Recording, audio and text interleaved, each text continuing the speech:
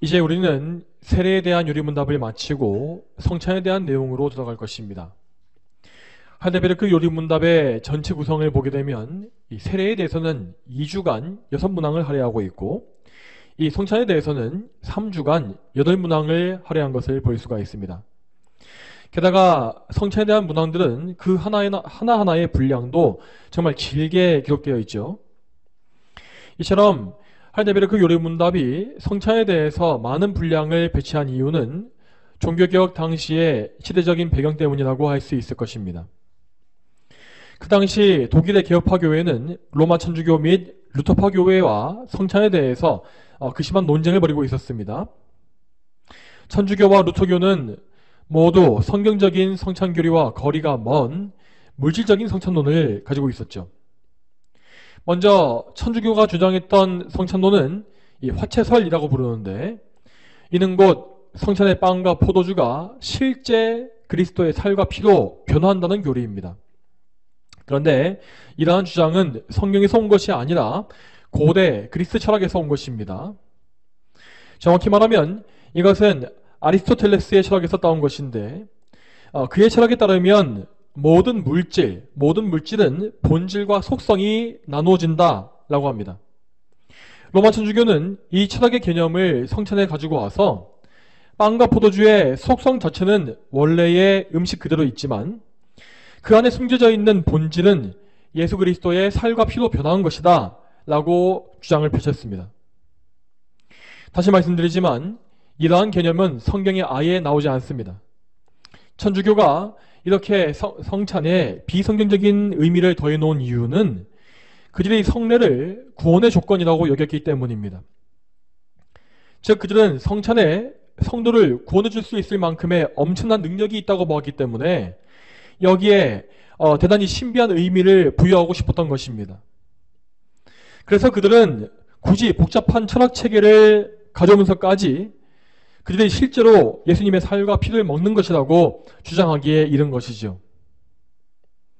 그렇지만 예수님께서는 이미 2000년 전 십자가 위에서 그분의 생명을 바침으로써 희생제사를 완수하신 것이고 그 희생제사는 더 이상 반복될 수가 없는 것입니다. 따라서 로마 가톨릭의 화채설은 예수님을 다시 십자가에 매달아 놓고 그분의 살과 피를 다시금 취하려고 하는 아주 사악한 신성모독의 죄악일 뿐입니다. 또한 루터교회 역시 도저히 받아들일 수 없는 잘못된 성찬론을 가지고 있었습니다. 그들의 성찬론은 공제설이라고 부르는데 이것은 천주교의 화채설의 절반 정도의 개혁만 가한 것이었습니다. 루터는 성찬의 빵과 포도주가 실제 그리스도의 살과 피로 변한다는 천주교의 주장에는 반대했습니다. 하지만 그 대신에 그는 성찬의 빵과 포도주에 예수님의 살과 피가 실제로 임한다라고 말했죠. 여기에 대해서 루터의 말을 그대로 빌리자면 예수님의 살과 피가 성찬의 빵과 포도주 안에 함께 아래에 존재한다라고 그는 말했습니다. 그렇지만 이 역시 성경과는 아무런 관계가 없는 이론입니다. 분명히 예수님은 부활의 몸을 입고 계시기 때문에 살과 피를 가지고 계신 것은 맞습니다. 그렇지만 그분의 몸은 지금 천국에만 계시기 때문에 결코 전 세계의 성찬 예식에 임할 수가 없습니다. 다시 말하자면 예수님께서 가지신 인성과 신성 중에서 어디에나 편지하칠 수 있는 부분은 신성뿐입니다. 예수님이 가지신 인성은 우리 인간과 똑같은 인성이기 때문에 이 루터의 말과 같이 성찬의 빵과 포도주에 이 다방면에서 임할 수가 없는 것입니다. 자, 이처럼 할데베르크 요리문답이 작성될 당시에 천주교와 루터교는 매우 비성경적이고 왜곡된 성찬신학을 주장했으며 또한 이것을 가지고 개혁교회를 공격해왔습니다. 이에 대응하기 위해서 개혁파 교회는 이 성도들을 바른 교리로 무장시킬 필요가 있었고 이 요리문답 안에서 많은 분량을 할애해서 이렇게 자세한 내용을 가르친 것입니다. 참고로 개혁파 교회의 성찬론에는 찌빙길리의 기념설과 칼빈의 영적 임재설이 있습니다. 그 중에서 이 요리문답이 채택하고 있는 성찬론은 칼빈의 영적 임재설입니다. 이에 따라서 이 요리문답은 우리의 성찬식에 그리스도께서 영적으로 함께 하신다는 교리를 취합니다. 자, 그러면 오늘 요리문답을 같이 읽어보겠습니다. 오늘 요리문답은 내용이 길기 때문에 한 번에 다 읽을 수가 없고 문항들을 각각 나눠서 읽도록 하겠습니다. 먼저 75문을 읽겠습니다. 75문 제가 질문하면 답해 주시기 바랍니다. 십자가에서 단번에 들이신 그리스도의 희생과 그의 모든 은덕들에 우리가 참여하고 있다는 것을 주의 성찬이 어떻게 상기시키고 확신시켜 줍니까? 그래서 나와 모든 신자들에게 그리스도를 기억하면서 주께서 떼신 빵을 먹고 주신 잔을 마시라고 명령하셨습니다. 이 명령과 함께 이런 약속들을 하셨습니다. 첫째, 나를 위하여 떼신 주님의 빵과 나에게 주신 잔을 내 눈으로 분명하게 보듯이 주님의 몸은 나를 위하여 제공되었고 십자가에서 찢기셨으며 또한 나를 위하여 피를 흘리셨습니다. 둘째, 그리스도의 몸과 피의 상징으로 내게 주어진 주님의 빵과 잔을 목회자의 손으로부터 받아서 입으로 맛보는 것이 분명한 것과 같이 그리스도는 나의 영원한 생명을 위해 나의 영혼을 먹이시고 영양을 공급해 주십니다. 아멘. 우리는 성찬식에 참여할 때에 그 성례가 우리를 위해 마련된 은혜의 방편이라는 사실을 믿어야 합니다. 즉 성찬은 그리스도께서 그분의 백성에게 은혜를 부어주시기 위해 친히 준비하신 은혜의 식탁이라는 것입니다. 그렇지만 우리는 이 성찬식에 참여한다 할지라도 무조건 은혜 받는 것은 아닙니다.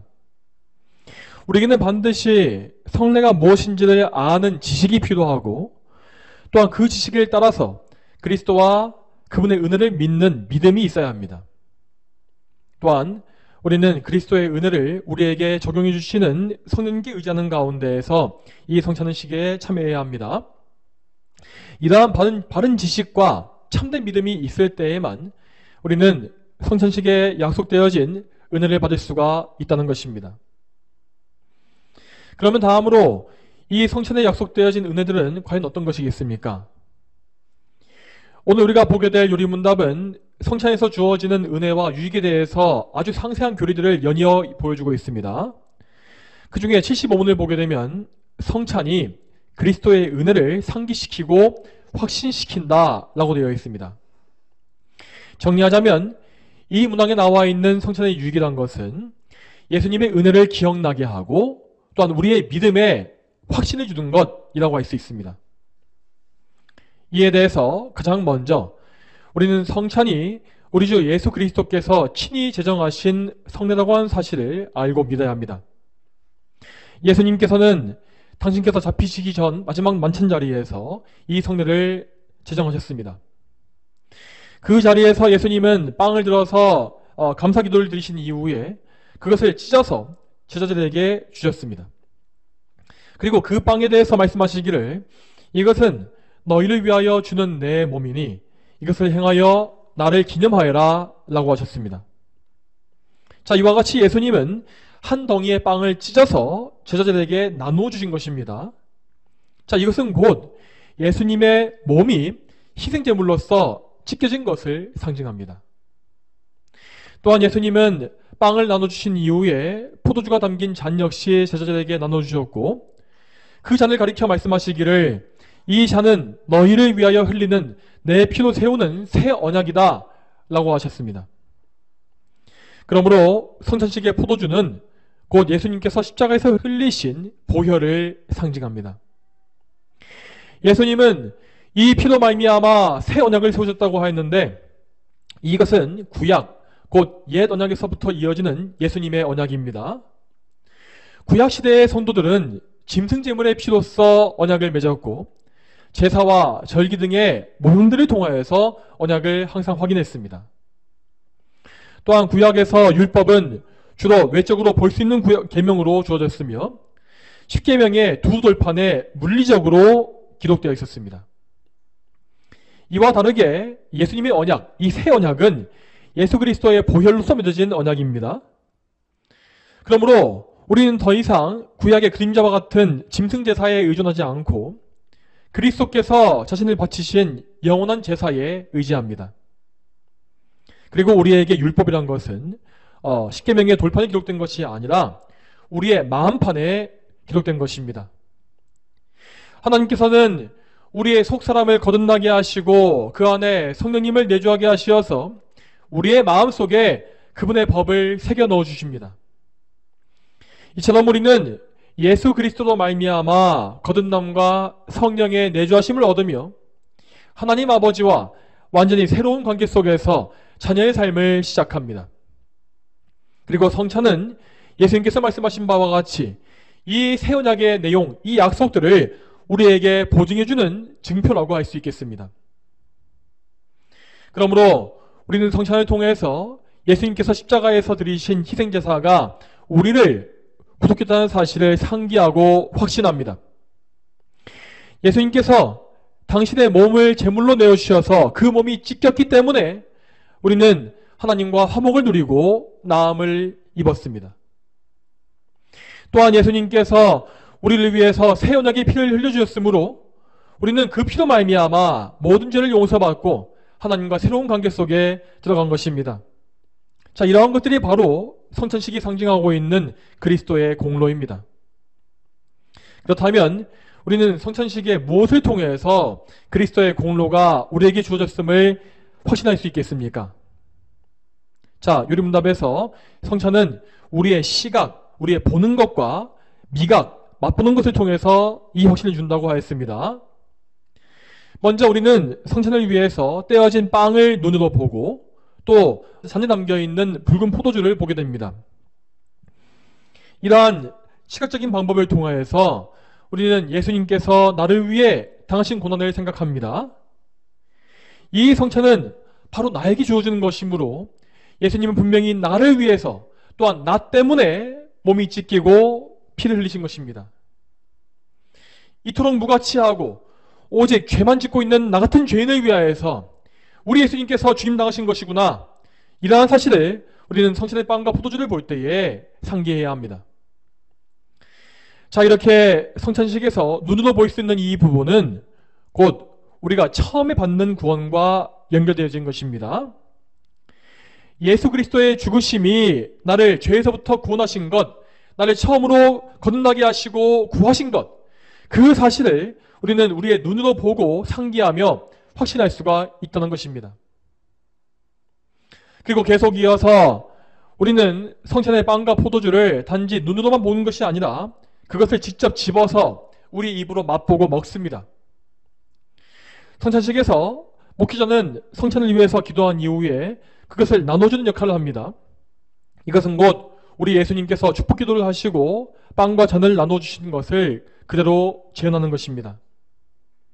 그렇게 하여서 성도들은 빵을 받아 먹으며 또한 예수님의 잔에도 참여합니다. 여기서 우리는 음식을 먹는 행위와 미각의 자극을 통해서 예수님의 은혜를 상기합니다. 여러분, 우리에게 우리의 몸에 음식물이 하는 역할이 무엇입니까? 음식은 우리의 몸에 양분을 주어서 우리의 몸을 자라게 하며 또한 몸을 유지하고 생존케 하는 역할을 합니다.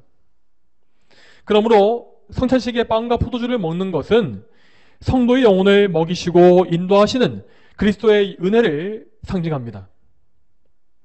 우리가 성찬의 음식을 맛보는 그 감각이 분명한 사실인 것과 같이 우리 예수님의 은혜는 확실하게 우리의 영혼을 먹이고 우리의 생명을 지켜주십니다. 그러므로 우리는 성찬식에 참여할 때마다 나의 회개와 성화 그리고 앞으로 영생이 모두 그리스도의 은혜에 달려있다는 사실을 상기하고 확신할 수가 있다는 것입니다. 성도 여러분, 우리 하나님은 우리를 창조하신 분이기 때문에 우리가 영혼과 육신으로 이루어진 존재임을 아십니다. 또한 그분은 우리 인성의 연약함을 아심으로 우리의 믿음이 쉽게 흔들린다는 사실 역시 다 아시죠. 그래서 하나님은 우리의 이 연약한 믿음을 강화시켜 주시기 위하여서 우리의 몸이 직접 느낄 수가 있는, 감각할 수 있는 이런 성례를 주신 것입니다. 그러므로 성찬은 참으로 하나님 아버지의 긍휼하심과 사랑을 확신할 수 있는 방법이기도 합니다. 하나님 아버지는 연약한 우리를 멸시하지 아니하시고 우리의 수준에 맞게 그분의 은혜를 우리에게 보여주셨습니다.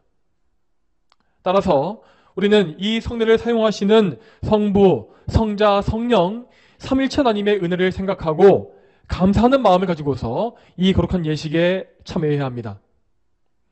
자, 그러면 다음으로 76문을 보겠습니다. 자, 76문 제가 질문하겠습니다.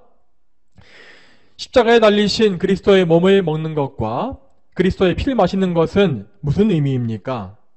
그것은 믿는 마음을 가지고 그리스도의 모든 고통과 죽음을 받아들이는 것이며 그로써 죄의 용서함과 영생을 얻는 것입니다.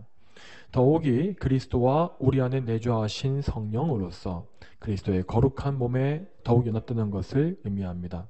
그 결과 비록 그리스도가 지금 하늘에 계시고 우리는 이 땅에 있을지라도 우리는 주의 살 중에 살이요 주의 뼈 중에 뼈인 것입니다. 그리하여 우리 신체의 각 부분이 한 영혼에 의하여 지배되듯이 한 성령에 의하여 지배를 받으면서 영원히 살게 되는 것입니다. 아멘. 이 문답의 내용은 성천이 상징하는 그리스도와의 연합이 무엇인지를 설명해 줍니다. 하나님께서는 결코 우리에게 음식물을 먹이시기 위해서 성천식을 만드신 것이 아닙니다. 하나님께로부터 나온 모든 것들은 다 영적인 의미와 목적을 가지고 있습니다. 그러므로 분명히 이 성천식에는 영적인 의미가 내포되어 있는데 그것은 곧 그리스도와의 연합입니다.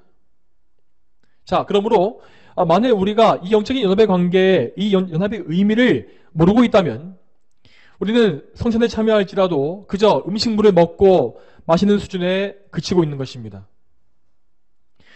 초대교회 당시에 고린도 교회 교인들이 그런 죄를 범했지 않습니까? 자, 이에 대해서 고린도전서 11장 20절부터 22절의 말씀을 보겠습니다. 고린도전서 11장 20절부터 22절의 말씀입니다. 그렇지만 너희가 함께 모여도 그것은 주님의 만찬을 먹으려는 것이 아니니 먹을 때에 사람마다 자기의 만찬을 먼저 먹음으로 어떤 이는 시장하고 어떤 이는 술에 취하기 때문이다. 너희에게 먹고 마실 집이 없느냐? 아니면 너희가 하나님의 교회를 업신여기고 가난한 자들을 부끄럽게 하려는 것이냐? 내가 너희에게 무슨 말을 해야 하겠느냐? 내가 너희를 칭찬해야 하겠느냐? 이 문제에 있어서는 나는 너희를 칭찬할 수 없다. 아멘. 이 말씀은 고린도 교회의 성천에서 벌어진 죄악에 대해서 말하고 있습니다. 초대교회에서 성천은 지금과 같이 작은 빵과 포도주를 먹는 것이 아니었습니다. 그 당시 교회에는 애찬식이라고 해서 모든 성도가 함께 나누는 식사 규제가 있었는데 그 애찬식과 함께 성찬식이 행해졌다고 합니다. 이 애찬식은 성도 각 사람이 음식을 가져와서 함께 나눠 먹는 방식으로 이루어졌습니다. 그런데 고린도 교회의 애찬은 부유한 성도와 가난한 성도가 함께하지 못했고 분리되었던 것 같습니다. 그래서 부유한 사람들은 많은 음식을 먼저 가지고 와서 술에 취할 때까지 즐겼고 가난한 교인들은 음식이 부족해서 배가 고픈 그런 상황이 벌어진 것입니다. 이러한 죄악이 범해진 이유가 무엇일까요? 그것은 그들이 성찬에 포함된 영적인 의미를 전혀 몰랐기 때문입니다. 고린도 교인들은 성찬을 받을 때에 그리스도의 고난과 부활에 연합하는 것이 무엇인지를 생각하지 않았습니다. 그들은 그저 육적으로 먹고 마시는 재미에 취해서 교회를 이 세상의 유흥장소로 만들어버린 것입니다. 그래서 바울은 책망하여 말하기를 너희가 함께 모여도 그것은 주님의 만찬을 먹으려는 것이 아니다 라고 한 것입니다. 즉 그들은 형식상 성찬을 행하긴 했지만 그것에 육적으로 참여했기 때문에 성찬을 하지 않는 것과 같아진 것입니다. 여러분, 우리는 이러한 책망의 말씀을 우리에게도 적용해야 합니다. 우리는 과연 예수님과의 연합을 얼마나 깊이 생각하고 있습니까? 오늘 요리문답 76문에 나와 있는 바와 같이 우리는 믿음을 통해서 그리스도의 고통과 죽으심을 받아들인다고 하였습니다. 이것은 곧 그리스도를 믿음으로 그분의 고난과 죽으심이 곧 나를 위한 것이었음을 받아들이는 것입니다. 이러한 믿음은 절대 인간이 스스로 만드는 것이 아니며 하나님께서 선물로 주시는 것입니다. 이 믿음을 선물로 받은 사람은 비로소 그리스도의 희생이 무슨 의미인지를 알게 됩니다. 나는 이제까지 분명히 예수님을 믿고 있다고 생각했는데 그 믿음이 참된 믿음이 아니었다는 사실을 알게 되는 것입니다. 나는 이제야 예수님께서 나의 구주이심을 믿게 되었고 그분의 고난과 죽으심이 나 때문에 당하신 일임을 알게 되었다. 이런 고백을 한다는 것입니다. 이처럼 참된 믿음을 선물로 받은 사람은 그 믿음으로 말미암아 예수님의 모든 공로를 선물로 받습니다. 자, 그 선물, 예수님의 선물은 곧 죄의 용서와 칭의 그리고 영생입니다. 또한 이 구원의 선물을 받은 사람에게는 보혜사 성령께서 내주해 주십니다. 이 성령님께서 우리에게 행해 주시는 가장 중요한 일은 우리를 그리스도와 연합하게 하시는 것입니다. 자, 이 연합의 관계는 예수님의 인성에 우리가 접붙여지는 것을 의미합니다. 물론 이 연합의 관계는 눈으로 볼 수 있는 것은 아닙니다. 그렇지만 우리는 분명 성령님을 통하여 예수님의 거룩한 인격, 그분의 인성에 연합된 존재가 되었습니다. 이 연합의 관계 속에서 우리는 그리스도를 우리의 왕과 대제사장 그리고 선지자로 섬기게 되며 또한 그분께서 주시는 모든 은혜를 받아 누리게 됩니다. 이 은혜가 없이 성도는 절대 설 수가 없고 성화될 수 없으며 영생에 들어갈 수도 없습니다. 자, 그러면 이러한 연합의 관계에 대해서 성경의 말씀을 찾아보겠습니다. 에베소서 5장 25절에서 27절입니다. 남편들아 아내 사랑하기를 그리스도께서 교회를 사랑하시고 교회를 위해 자신을 내어주신 것 같이 하여라. 이는 그리스도께서 교회를 물로 씻고 말씀으로 깨끗하게 하여 거룩하게 하시고 교회를 자기 앞에 영광스럽게 나타내셔서 티나 주름이나 이런 것들이 없이 거룩하고 흠이 없게 하시려는 것이다. 아멘. 이 말씀 그대로 그리스도께서는 당신과 연합한 교회를 성령을 통해서 정결하게 씻으시고 또한 말씀으로 깨끗하게 하십니다. 그리고 예수님은 장차 교회를 영화롭게 하실 것인데 그때의 교회는 티나 주름이 하나 없이 완전히 무죄하고 거룩한 상태가 될 것입니다. 이렇게 교회는 그리스도의 몸으로서 그리스도로부터 모든 은혜와 양분을 받아 그리스도를 닮아가게 됩니다. 자, 이 연합의 관계를 오늘 요리문답은 아담과 하와의 관계에 비유하고 있습니다. 제가 그 부분을 읽어드리겠습니다. 76문의 중간 부분을 보겠습니다. 그 결과 비록 그리스도가 지금 하늘에 계시고 우리는 이 땅에 있을지라도 우리는 주의 살 중에 살이요 주의 뼈 중에 뼈인 것입니다. 여러분, 이 말은 아담이 여자에 대해서 했던 말을 그대로 인용한 것입니다. 창세기 2장에서 아담은 자기 갈빗대로 지어진 여자를 보았을 때에 놀라워하면서 이렇게 외쳤습니다. 이는 내 뼈 중에 뼈요 살 중에 살이다. 여러분, 이 말은 곧 남자와 여자가 가지는 특별한 연합의 관계를 보여줍니다. 남편과 아내는 결혼을 통해서 인격적으로 한 몸을 이루게 되고 그래서 가장 특별한 관계 속에서 친밀함과 사랑과 협력을 경험할 수 있습니다. 자, 그런데 아담의 갈빗대를 가지고 여자가 지어진 이 사건은 그리스도와 교회의 관계를 예표하고 있습니다. 하나님께서는 여자를 지으실 때에 아담을 깊이 잠들게 하셨고 그래서 그의 갈빗대를 취하셔서 여자를 지으셨습니다. 자, 이것과 같이 예수님께서는 십자가에서 죽음의 잠, 곧 숨을 거두신 이후에 옆구리를 찔리셨고 그 상처에서 물과 피를 흘리신 것을 우리는 알고 있습니다.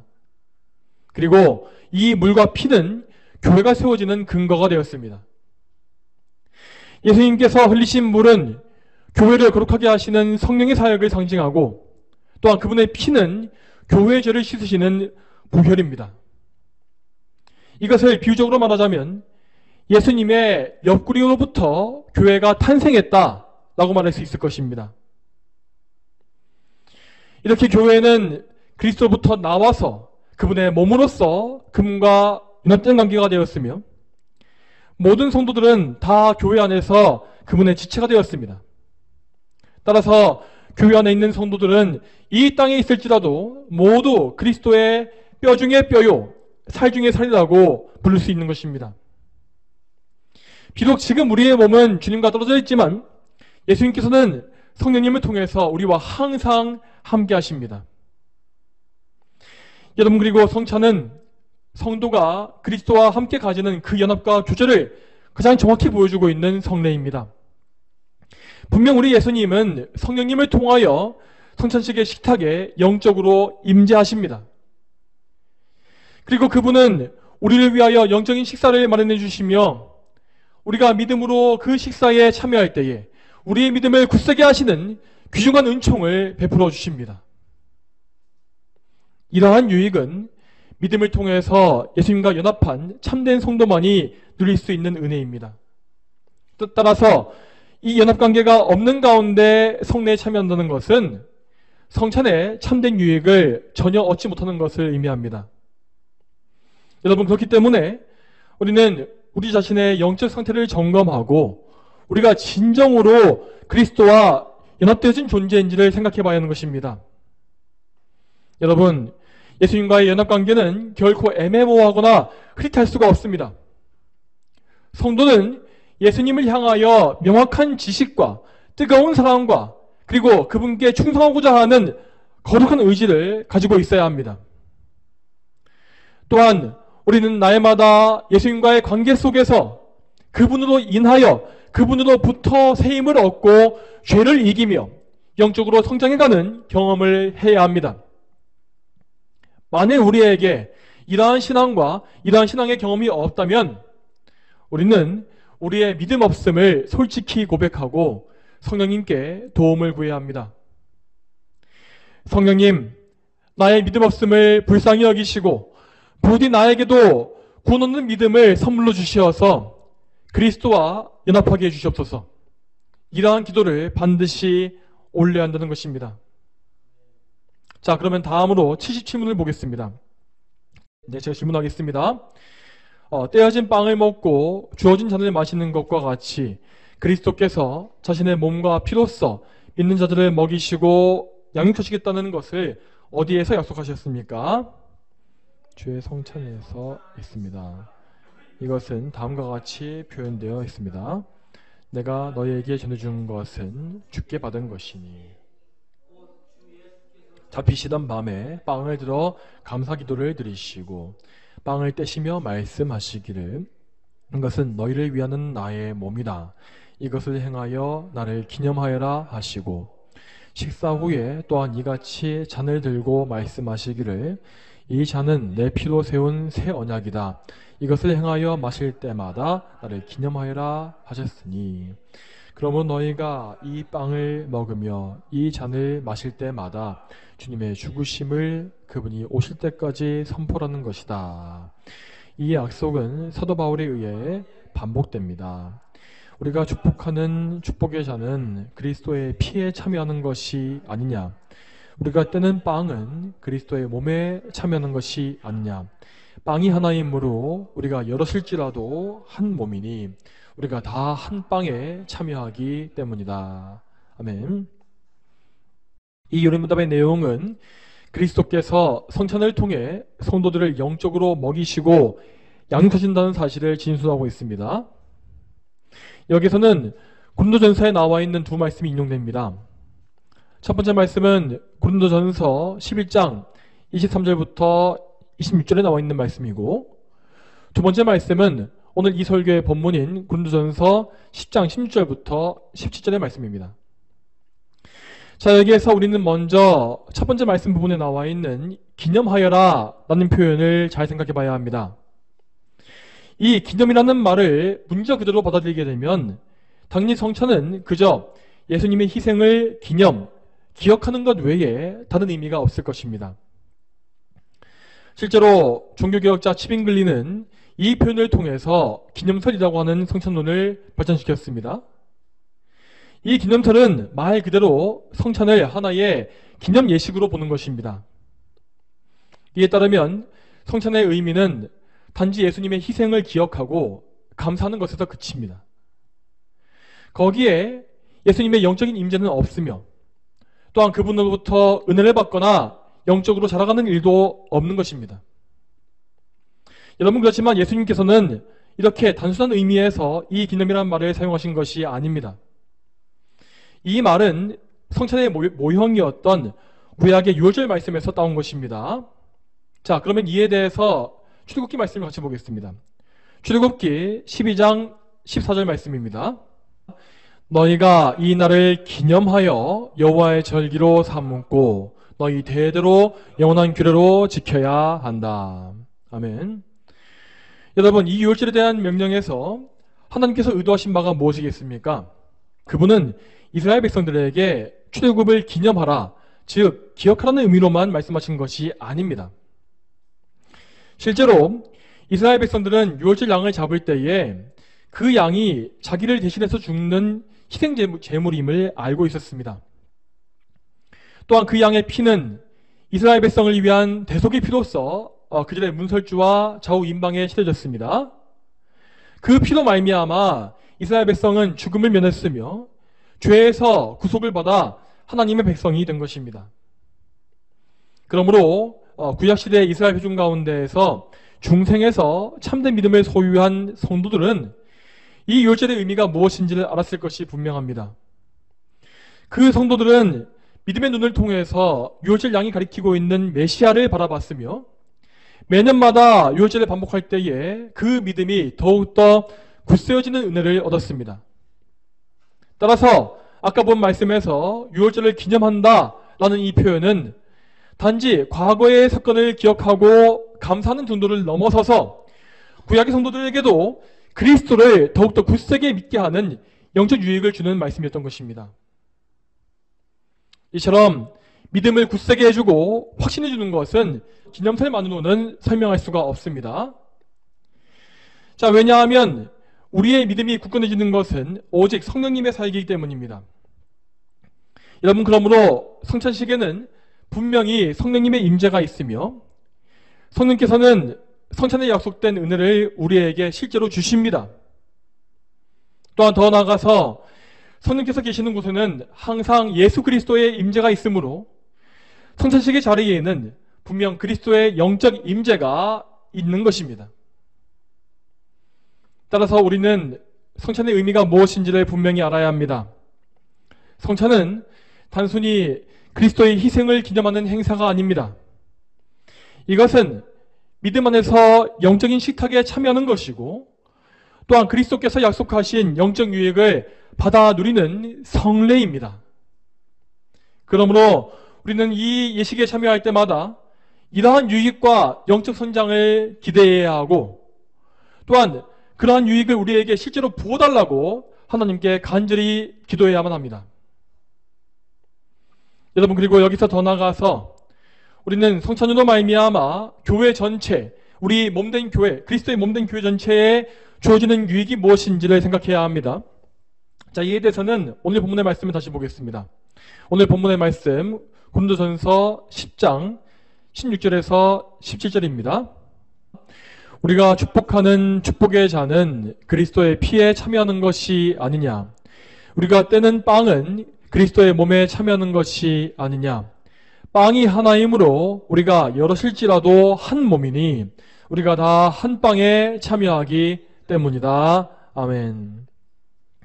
여러분, 이 말씀은 성찬이 보여주는 연합의 관계를 더욱더 크게 확장시키고 있습니다. 성찬은 그리스도와 우리의 연합관계를 상징하면서 동시에 예수님 안에 함께 있는 모든 성도들의 연합관계를 상징하는 것입니다. 우리는 그리스도 안에서 모두 하나님의 자녀가 되었으며 그들과 함께 영원한 형제관계에 들어갔습니다. 따라서 모든 성도는 그리스도와 연합함으로써 그분의 몸과 피에 함께 참여하는 것입니다. 그렇기 때문에 우리는 그리스도 예수님을 사랑함으로 인하여서 마땅히 그분의 몸에 속한 형제를 사랑해야 합니다. 그들이 기뻐할 때에 함께 기뻐하고 그들이 슬퍼할 때에 함께 우는 그러한 사랑을 소유해야 하는 것입니다. 또한 우리는 성찬식을 통해서 우리 형제들의 상태를 돌아봐야 하고 그들 모두가 동일하게 그리스도의 은혜와 모든 유익을 누리게 되기를 간구해야 합니다. 이제 말씀을 정리하겠습니다. 오늘 요리문답은 우리 주님께서 성찬식에 약속하신 수많은 유익들을 아주 상세하고 풍성하게 가르치고 있습니다. 우리는 이 모든 말씀들을 우리 자신에게 직접 적용해야 합니다. 만일 우리가 이 교리를 우리에게 적용하지 않는다면 우리는 계속해서 무지한 상태에서 성찬을 받을 수밖에 없습니다. 그리고 성찬식에 무지하게 참여하는 것은 단지 유익이 없는 것을 넘어서서 그리스도의 몸을 더럽히는 죄악이라고 성경에 나와 있습니다. 당연히 하나님께서는 그러한 죄를 결코 그냥 좌시하지 않으실 것입니다. 따라서 우리는 그리스도의 희생을 존귀하게 여기기 위하여서 또한 그리고 그리스도와의 풍성한 연합의 관계를 누리기 위하여서 이 성찬을 더욱더 많이 연구하며 또한 더 사랑할 수 있어야 합니다. 성찬의 교리는 평생 연구하고 또 경험한다 할지라도 다 알 수 없을 만큼 깊이 있고 풍성합니다. 저와 여러분 모두가 앞으로도 계속해서 이 귀하고 보배로운 진리를 더 깊이 알아가기를 소망합니다. 그리고 그렇게 됨으로써 우리 모두가 한 그리스도 안에서 동일한 은혜와 유익을 얻으며 함께 자라갈 수 있기를 축복합니다. 다 함께 기도하겠습니다.